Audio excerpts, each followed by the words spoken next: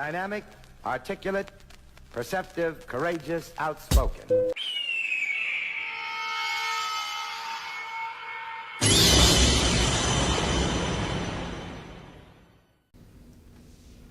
Welcome back to the dojo. We got another one for you. Another reaction from the X-Files YouTube channel, Discord, the most evil business in the world. Dark truth behind that app.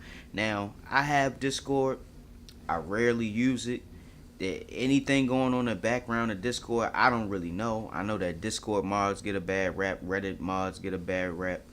Anybody who's a mod just seem like they get a bad rap because they not really making no money and they just sitting in their basement or wherever moderating comments and videos and whatnot. But I didn't know there was a dark truth behind the app, and I'm really ready to find out. I'm ready to dive into this thing and figure out what's going on with Discord. This video was posted a day ago.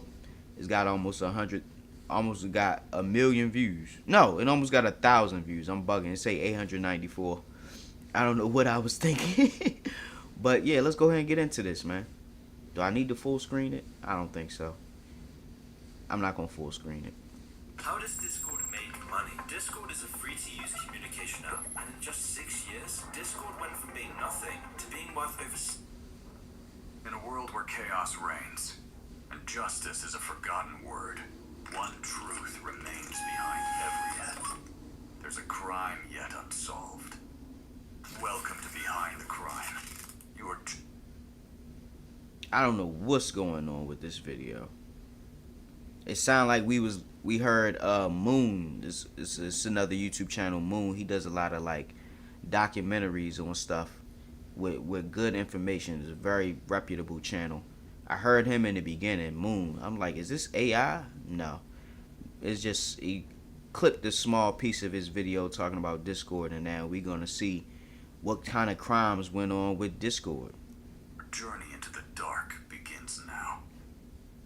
How does Discord make money? Discord is a free-to-use communication app, and in just 6 years, Discord went from being nothing to being worth over $7 billion, making it more valuable than Skype, Hinge, Pinterest, Tumblr, and so many more. And unlike every other social media giant, Discord doesn't even have ads, it doesn't sell your data, and it's free to use. And yet Discord is one of the highest valued social media companies in the world, with Microsoft attempting to buy Discord for $12 billion. But even this number wasn't enough for the Discord founders. They understood that Discord will be worth many more billions in the near future. Something doesn't make sense here. How is this possible? How can Discord be worth so much money? Well, there's a few explanations. One is that Discord has been rapidly expanding. In just 6 years, Discord has accrued over 350 million users. This sort of growth is extremely rare, and it's put Discord in a crazy position, giving Discord leverage over everyone. And not just as users, I'm talking about everyone. This became very clear on the 6th of January 2021. It was 8:17 in the morning, and in just 5.5 hours, the world would change forever. The Stop the Steal movement protested the results of the 2020 presidential election, and things would obviously be taken a little too far. 5 lives would be taken, 761 would be charged, and dozens would be imprisoned. Hatred was everywhere. America was more divided than ever. The US seemed to be on the brink of a civil war, of a revolution, and while many things were behind this, social media was one of the main catalysts. And in the following months, it was revealed that the main social media app behind this was Discord. It was this revelation that was one of the first major clues as to how Discord makes its money. And whilst it wasn't directly responsible for this attack, this event did uncover the true power of Discord. And it turned out that this was just the tip of the iceberg. You see, when I tried to work out how Discord really makes its money, I quickly realized how deep this rabbit hole goes. To understand this whole picture, we need to go back in time.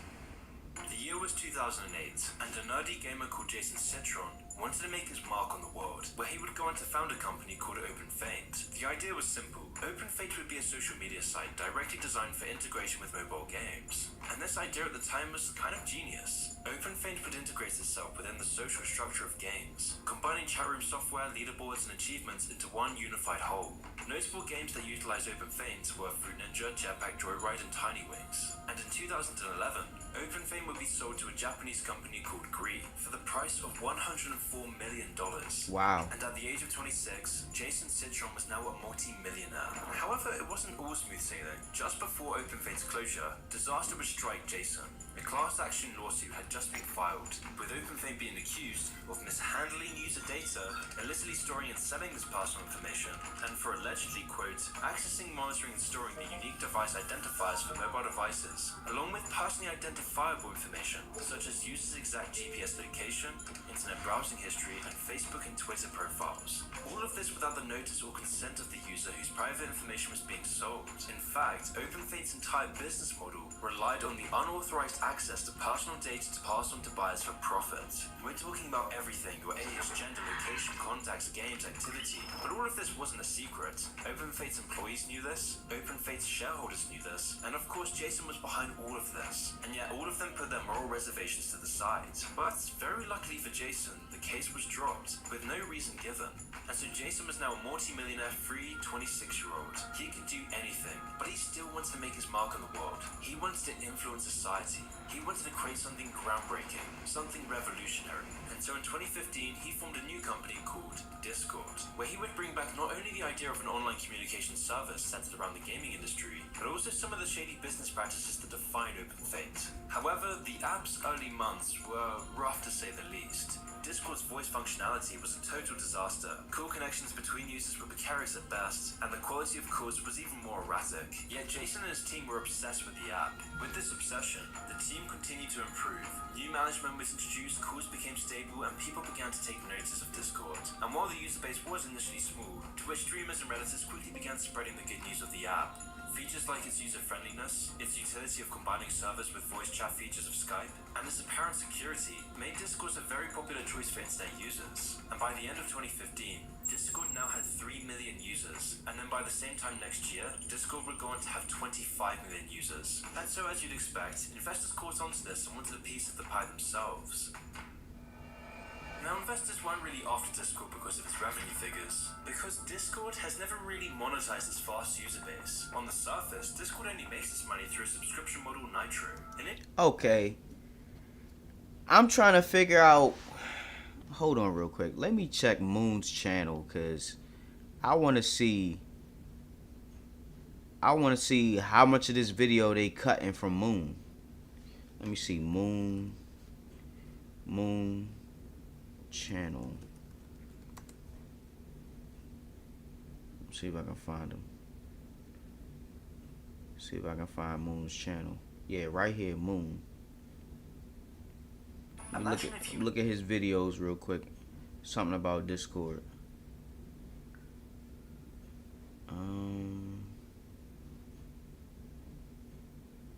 Discord. I see anything about Discord?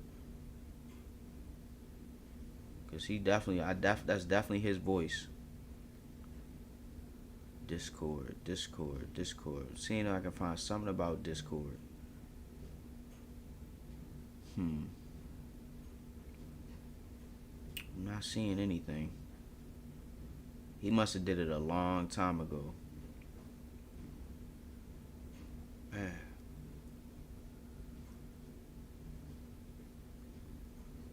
I know there's gonna be something on here with Discord. Moon Discord.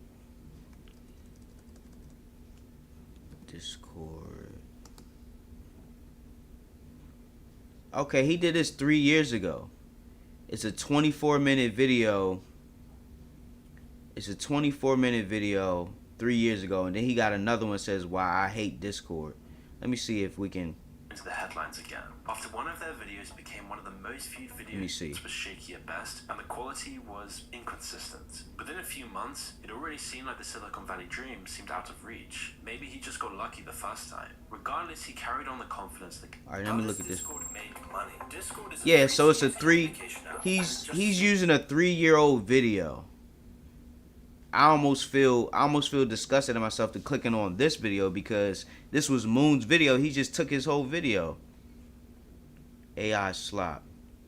Nah, it ain't AI slop. I'm gonna go ahead and comment right here. It's not AI slop. He took Moon's video. Let me find the video. The most evil business in the world. Yep. That's the video I should be watching. he took Moon's video. He took Moon's 3-year-old video. Oh, 3-year-old video. And just reposted it.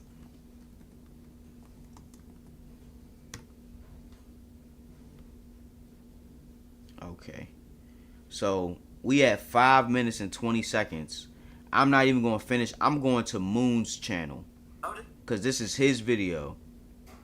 How does Discord make money? Discord is a free-to-use communication app and a business model where they become worth billions of dollars while model Nitro. Initially, Discord... Right here. Right here. That's where it's at. This the same video. Discord, the most evil business, dark truth behind the app. Now, I'm a jump ahead and see if I still hear Moon's voice.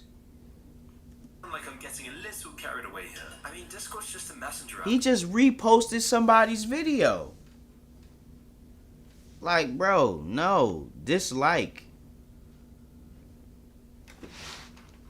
Why would you take Moon's video and repost it as if you did some work? I recognize his voice. I recognize his voice, and you've been exposed.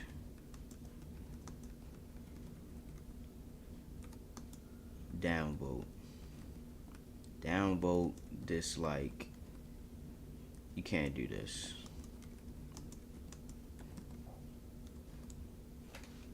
Alright, so he just stole his video. He just stole his video. Let me see if I can report this. Sexual content, violent, hateful, abusive, harassment, bullying, harmful, misinformation. Why can't I choose anything else? Child abuse, promotes terrorism, spam, or misleading. Legal issue. I can't choose anything else? I can't choose anything else. I'll just go spam or misleading next. This video was posted by Moon YouTube channel, and it is not his own. Report.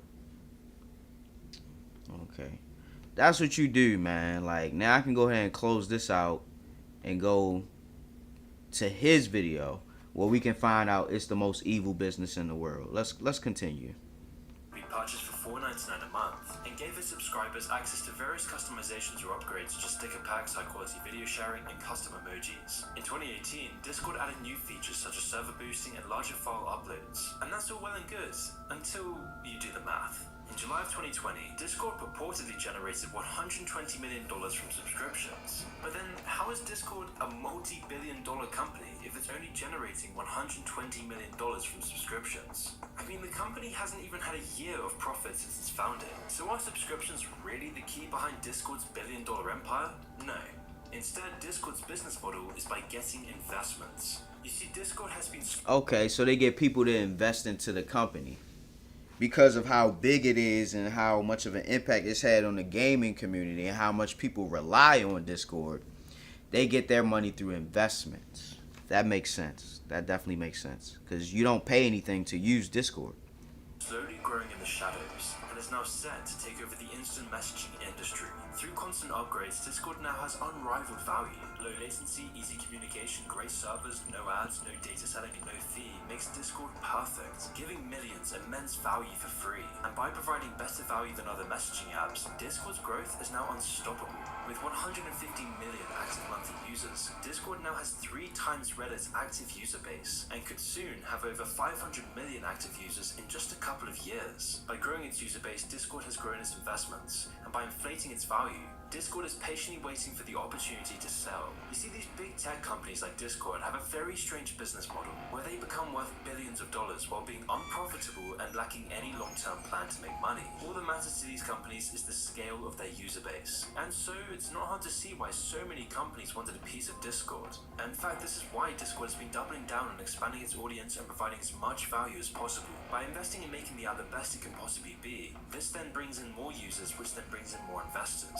More investors means more investing into the app, which means more users and repeats. By continuing this cycle over several years, Discord is set to become a billion-dollar juggernaut. But this cycle can't go on forever. At a certain point, Discord needs to make a profit. Unless, of course, they sell the company, which is the final step in the Silicon Valley business model, where you artificially pump up your value and then sell your company to a big tech giant. And this is exactly what happened to Discord. In 2021, this Silicon Valley dream fell into Jason's lap, with Microsoft offering $12 billion for the company. Jason's vision had come to life. This was the opportunity he'd worked so hard to create. But $12 billion?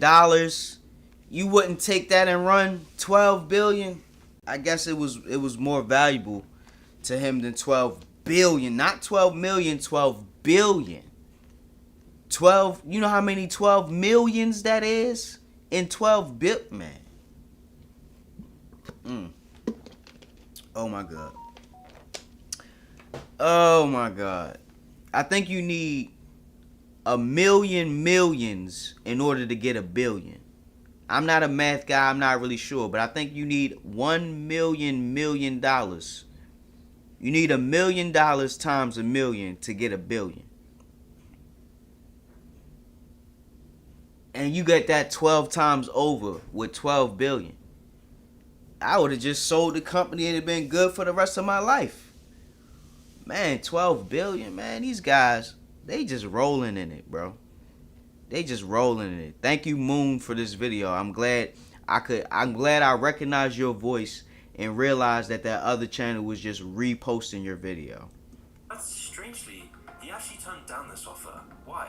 Well, in 2020 alone, Discord had generated $500 million from investors. Current investors seeding this round include Benchmark, Greylog Partners, Index Ventures, and Spark Capital, the same parent company behind Snapchat. Everyone was in on Discord. And this is one of the ways Discord can make so much money, by selling parts of their company and the access to data that comes with it. And this is quite sinister on its own, but the one name that stands out from the rest of these investment firms and makes the problem so much worse is Tencent. Now it's important to give some backstory on Tencent. Tencent is a Chinese-run company, and the way they do business over there in China with their tech and stuff, it's a whole different ball game over here in the States or Europe or whatever. They really crack down. Like they got some serious rules with their stuff, and it's under the CCP. It's like the government of China runs everything, bro. Don't nothing get past them. I think I gotta get me a little bite to eat. I'm a little hungry. I'm gonna take a quick little break. You're not even gonna recognize I'm gone, and I'll be right back. Alright, took me a little break, got me something to eat. Now I feel like I'm ready to finish this video, man. Let's continue. In January 2021, Tencent. Now it's important I give some backstory on Tencent. In January 2021, Tencent was valued at almost $1 trillion. What? 1 trillion? I think that's a billion billions. I'm not really sure how it scales, but I think you need a billion billions to get a trillion. Like, you need a million millions to get a billion. And you need a billion billions to get a trillion. I don't know if my math is correct. Hopefully somebody can correct me, because I don't know everything. I'm just guessing. You know what I mean? But wow, $1 trillion. Tencent.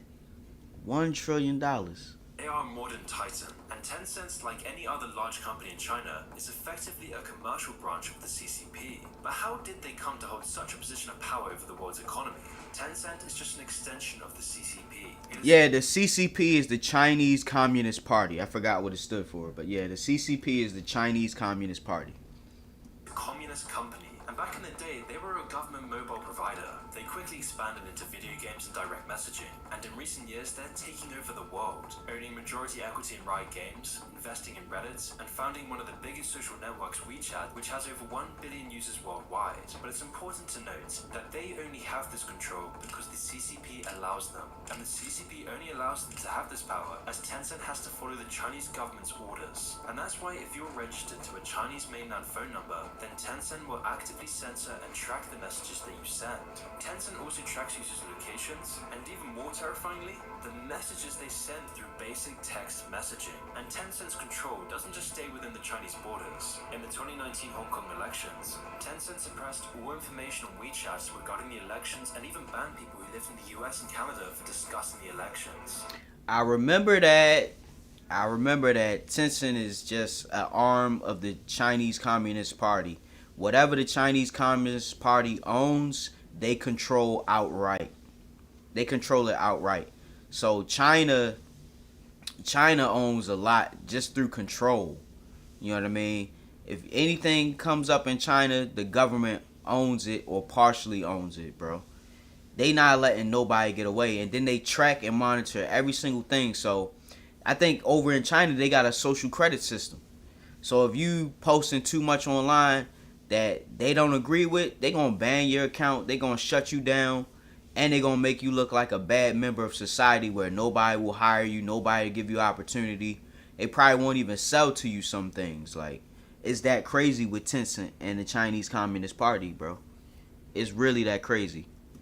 These are just the companies that are subsidiaries of Tencent, but Tencent has far more control than this. Tencent is the CCP social media giant, and if there's anything scarier than big tech oligarchs, it's CCP big tech oligarchs. To expand China's cultural influence, Tencent has been buying up stakes in some of America's biggest tech giants, most notably buying a 38% share in Discord, which is very problematic when you take a look at recent Chinese politics, like the CCP's new national intelligence law, a law that makes all citizens and companies legally obliged to help the government gather foreign intelligence on the data of billions around the world, all while keeping any cooperation with the government a secret. And so when you understand that Tencent is just a subsidiary of the Chinese government, it's not hard to imagine why Tencent has suddenly bought shares in over 600 companies, at exactly the same time that the Chinese law required its companies to share user data with Beijing. And all while this was happening in China, Discord was just starting to blow up. That's why Tencent was so quick to buy out 38% of Discord. So Tencent, a malicious, hostile, communist-run company, now has the majority control of Discord. This is very, very concerning. And combined with Jason's dodgy password data, this starts to pose some serious questions about Discord itself, and especially about how Discord makes money. You see, Discord has a habit of saying that Discord would never sell your data, that Discord is private and that you're always protected. But this couldn't be any further from the truth. Discord always talks about its privacy policy with quotes such as, "We make money from paid subscriptions and the sale of digital and sometimes physical goods, not from selling your personal information to third parties," end quotes. But Discord isn't being completely forthcoming. You gotta be careful when they start talking about we not gonna anything they say they not gonna do. More than likely they probably are gonna do, because money's involved and they not about to lose no money just because. That's what I know. You only need to scroll down a little bit to see what they're really doing with your data. Quote, "We may share information with vendors we hired to carry out specific work for us." Right there. He said just scroll down a little bit and you'll see that that's BS. Yeah, man. He said we may share. We may. What does that mean, we may? We will. We will share information with vendors we hire to carry out specific work for us. Yeah, man. It's straight BS. We may also share limited information with advertising platforms to help us reach people that we think will like our products and to measure the performance of our ads shown on those platforms. We do this to help bring more users to Discord and provide the only platform required to facilitate these services. This may include information like the fact that you installed our app or registered to use Discord. Adding that quote, "We may share information with our related companies, including parents, affiliates, subsidiaries, and other companies under common control and ownership." So taking this into consideration, it's becoming apparent who Discord really provides value to. And so it might not be a coincidence that Discord happens to be very bad with your personal information. For example, right now you might start to feel weird about having Discord and decide to delete it. But when you try to delete the app, you'll realize your account was never deleted. You were just under the illusion that it was. For 2 weeks, you'll ostensibly have a choice whether to permanently ban your account or not, and after the 2 weeks, the account will seemingly be deleted, where all your data will be wiped from its servers. Except, that's not the case with Discord. Instead, all of your data is stored within Discord servers, even when you've deleted your account, always storing this very useful data. And so, where is this data going? Well, obviously it's impossible to pinpoint exactly, but when you understand that Tencent, Discord's major shareholder, who by law must send all data back to the Chinese government, starts to raise some questions. Which is honestly terrifying considering how much data Discord is accruing. As Discord scales by hundreds of millions a year, so does its control of the global population's data. Because Discord tracks every click and every word you type, your age, your gender, your location, your contacts, your games, your activity, your social media accounts, your secrets, every keystroke, every mouse click, every message, everything about you logged to Discord servers. Which when you think about it, is pretty wild because even Facebook, a company whose CEO calls its users dumb is more private than Discord, because Facebook, like most social media, is end-to-end encrypted, meaning that your private messages can't be accessed by anyone else. However, on Discord, a private message to your friend is never actually private. According to the Mozilla Foundation, Discord doesn't have end-to-end encryption like other messenger apps, such as WhatsApp or Facebook Messenger. So then Discord's not only storing data on everything you type, every game you play, and every thought you have, but Discord is now also vulnerable to hackers stealing this data because of its weak encryption. Just one breach in Discord servers means hundreds of millions of people's personal information is now public to the world. Well, what if somebody hacked Discord and delete everything? Somebody could do that, right? It's somebody out there who could hack Discord and delete all the files, all the information, just wipe it from their hard drive. They just gotta hack the Discord hard drive, and they could just delete everything. So there's somebody out there who's smart enough to do it, but are they going to do it? That's the question. The legal issues that may ensue because of doing something like that may cost you your whole life. That may be why nobody tried it yet. Since Discord's owner Jason has a past fraught with lawsuits and controversy for his handling of personal data, it's not hard to see where Discord's true value lies. And this is where things take a very sinister turn. So as we made clear, Discord isn't profitable. And unlike every other social media site, Discord is rejecting lucrative acquisition offers from major tech giants, which is a very risky move considering that Discord has no long-term plan and offers little room for progress or even profit. And yet, Tencent continues to invest in Discord, taking an active interest in trying to acquire the company fully. So why? It's because they want that information. The Chinese Communist Party is doing recon on the entire world through the internet. They gaining information about everybody right now. Everybody who's got a Discord app or Discord profile or whatever, they tracking all your information, everything you ever said in Discord, and whatever social medias may be linked to your Discord. That's crazy. Why is Tencent so obsessed with Discord? Well, by now it should be pretty clear. Tencent isn't risking hundreds of millions to connect people together and make the world a better place for free. Tencent is doing this to buy Discord's user data because Tencent is in the surveillance business. It is the biggest communist-run global surveillance system in living history, and the more data Tencent acquires, the more powerful Tencent becomes. This is Tencent's business model, and when Tencent's power increases, so does the CCP's. You see, Tencent could try to make its own social media sites in the West, but instead it's far more easy to get millions of users by investing in the fastest growing social media companies with the largest user base. So of course Tencent has been leeching onto Discord's success, because the more data points they have, they can then combine this with all their other 600 investments to get an even clearer profile of the global population, making it easier to not only sell you things, but also to progress the CCP's 2049 ambition. Now it might sound like I'm getting a little carried away here. I mean, Discord's just a messenger app. What does any of this have to do with the CCP's 2049 ambitions? There's nothing to worry about, right?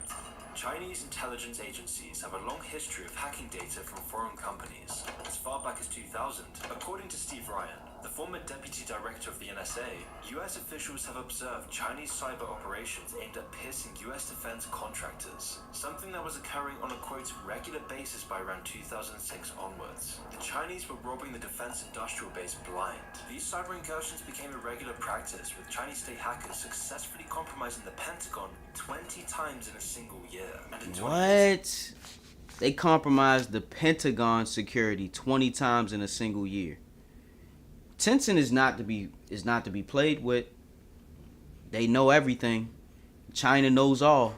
They got all your information and all your data. They know what's going on with everybody. Chinese operatives successfully hacked a US Navy contractor, stealing highly sensitive information related to the development of submarine missiles. Like I said, they know everything. China's got their hand in everybody's information and everybody's playbook. They know what's going on, what's going to happen when. Bro, they got it all. They not playing either. China wants to take over the world, bro. China's going to try to take over the world.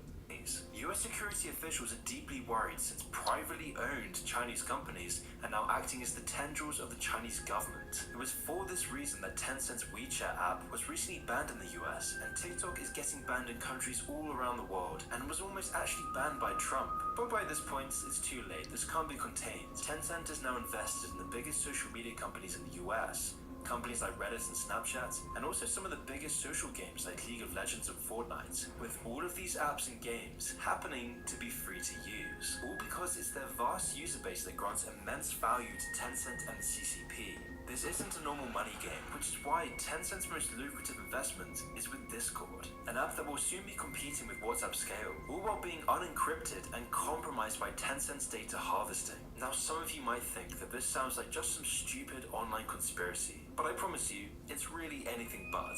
In recent years, China has been mining Western data to equip its government agencies with more leverage over the world. Yeah, they were saying the same thing with TikTok. TikTok, they giving all the data to the CCP because TikTok is owned by China and the Chinese Communist Party. Like, so whatever you do online, China is gonna find a way to get a hold of it, even if they gotta hack your shit. They gonna know.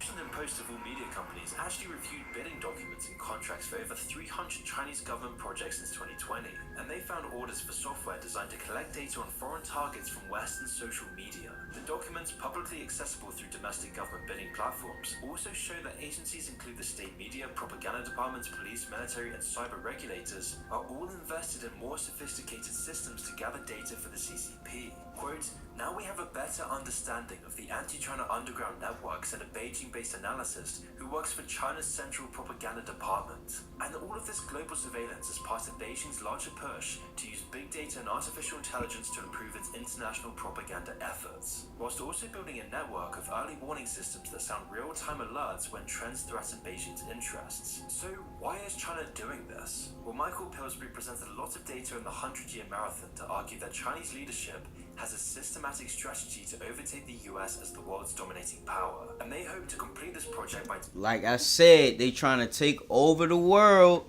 I told you, they trying to take over the world, and they not playing no games about it. 2049.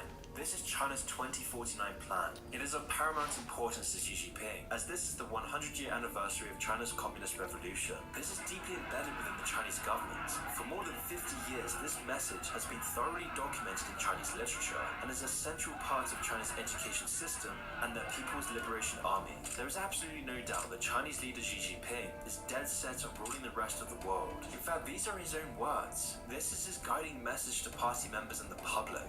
And this really shouldn't be a surprise. Grand visions of world dominance have always been a component of communist beliefs, and Xi Jinping sees himself as the one who will fulfill China's destiny. All while the West completely ignored this for decades. We just thought of China as the place that makes our iPhones, and China played along with this, convincing Western politicians and business elites that China was moving towards democracy and capitalism. In reality, we funded China's rise. We fueled their ambition to take over the world. I mean, it's so common now for Western companies to voluntarily give away trade secrets in the hope of gaining access to China's massive market. And by doing this, companies always have to toe the party line. And we're talking about the huge companies that influence trends in Western society. Disney, the NBA, Nike, Apple all caved to the whims of the CCP. And this whole process isn't an accident, but rather part of China's long-term strategy. A long-term strategy to influence global events for a profit, using enormous amounts of data and cutthroat business practices to dominate the West. And these effective and downright ruthless actions taken by the CCP aren't being used against China. In fact, the whole Chinese government is set up in this authoritarian capitalist model to succeed where the West fails. They have Orwellian strength and the money to fund it, which is why every major Western social media site is blocked in China. Not to mention all the addictive social games like Fortnite being banished from the country. Because by doing this, China stops the the West getting any data on the Chinese population.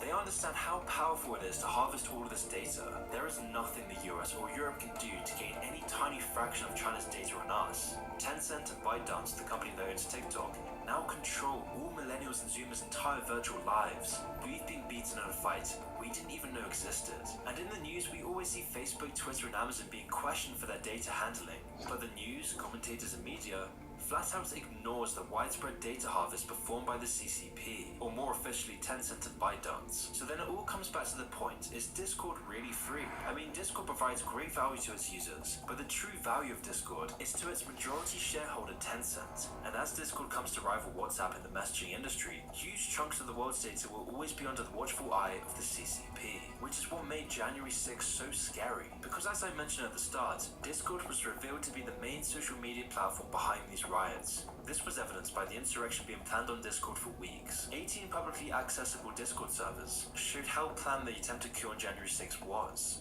It was revealed that over 2 million Discord messages were behind this insurrection.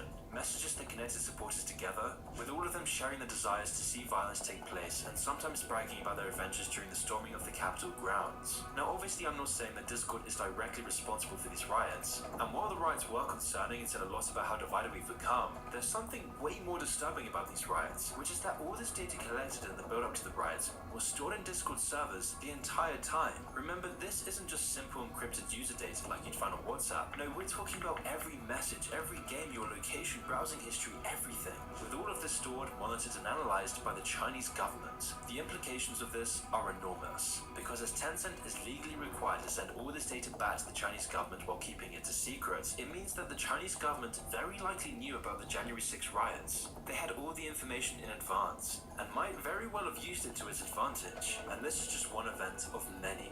I mean, have you ever wondered how in the last year or so, China always seems to be positioned perfectly in every major event? The January 6 protests, the Ukraine war, the political division spreading across the world, inflation, the rise of TikTok. It's becoming very, very clear how much leverage China has over everyone. And this is what's so scary about Discord. Discord is a great app. It provides immense value, and it doesn't really make any money, but its growth is exponential. And just by judging how useful this app will be in the future, it's only a matter of time for Discord to rival WhatsApp, because no app competes with Discord's utility, which is the perfect news for Tencent. This gives Tencent access to untold millions data, allowing China to predict events, riots, general instability, and the attitudes of entire countries and their world views. By understanding entire populations, China can use this to always position itself perfectly, always using this data for its advantage. So as Discord grows, so does China's control of the global population.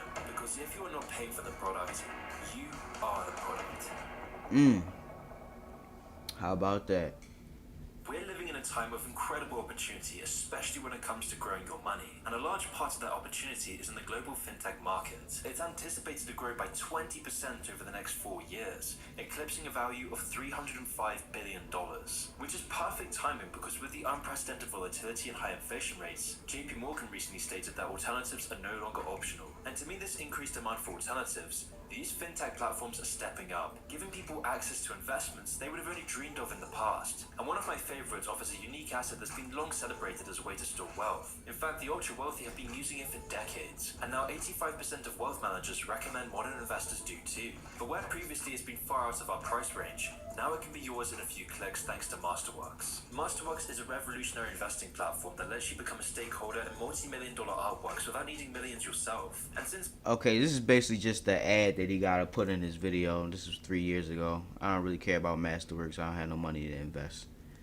future results, but 30+% is pretty amazing. So if you want to join other Moon subscribers, it's as easy as clicking my special link in the description to skip their waitlist and get started on Masterworks. Okay. Good video, Moon. Even though somebody tried to steal your video, I went ahead and reported it for you. So let me go ahead and leave this video a like. Did I not subscribe to Moon? I should subscribe to Moon. He always makes good videos. Yeah, so I hope you enjoyed this, man. Professor Hawk signing out. Hawk Sensei bids you adieu. I hope you enjoyed this reaction, guys. Toodaloo. Don't be stealing content, y'all. Don't do that.